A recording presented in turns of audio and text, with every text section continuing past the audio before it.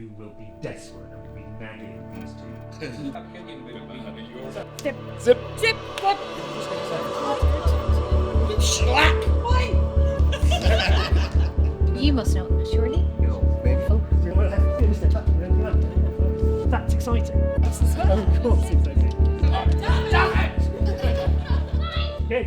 When Deirdre approached myself and Joe about exploring the concept on rehearsed scenes from Shakespeare, I initially agreed to it, I suppose because I was really interested in how the company could develop in between bigger productions. I thought bringing Simon to Waterford would be a great opportunity for our actors, for people of Waterford to experience this method. Being someone who's intrigued by Shakespeare anyway, and then getting the chance to work with someone who's an expert, particularly on the first folios, was something I certainly couldn't turn down. Theatrically, we take away the safety net by not letting you rehearse. You will all be working from cue rolls. So we know for a fact that they had cue scripts. Oh, it's very near. Oh. Knowing that I was going to have a group of people who'd been chosen, who'd self-selected to come and work on this text, that actually my job now wasn't to say, yes, this is something that's worth doing, but to take them on a journey to do it splendidly. And to have that has been an absolute joy. When I heard the basic outline of what the project was, I thought it sounded a little bit insane and definitely not like anything I had been a part of before, and also because I was a little bit scared, and as I've gotten older, as opposed to running a mile from things that scare me, I tried to be a little bit braver.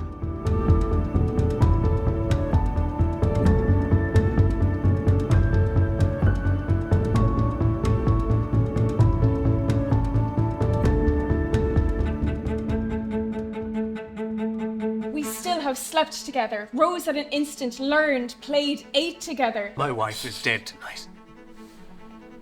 Grief of my son's exile hath stopped her breath. This is more interesting, this is more theatrical. You would pay more money to watch this.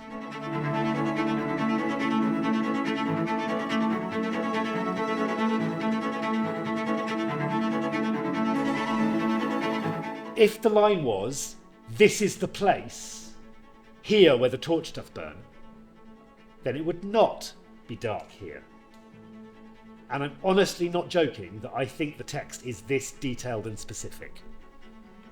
Yeah, this difference between here and there, near and far. I think probably the biggest surprise was just how hungry everyone was for it. Before, while I was looking at Shakespeare in school, you just see so much and you're like, God, I don't even know like how to decipher this.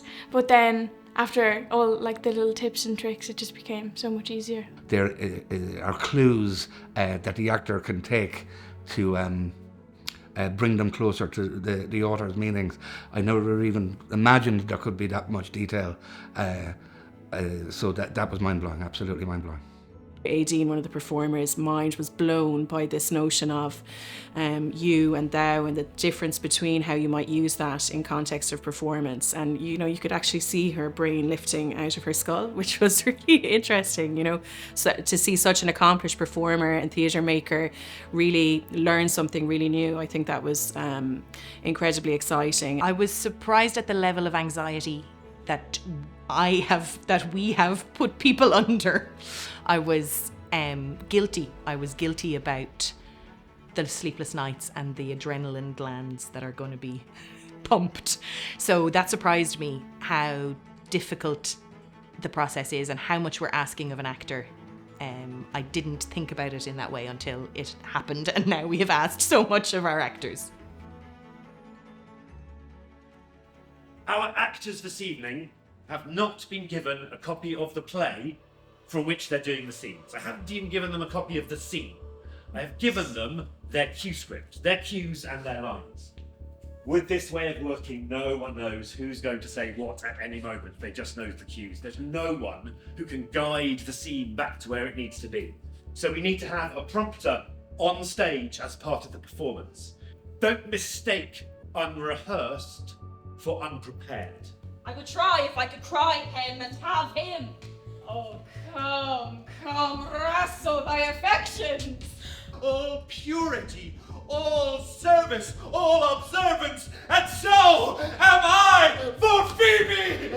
If you do overstay the time, upon my honor, and in the greatness of my word, you die!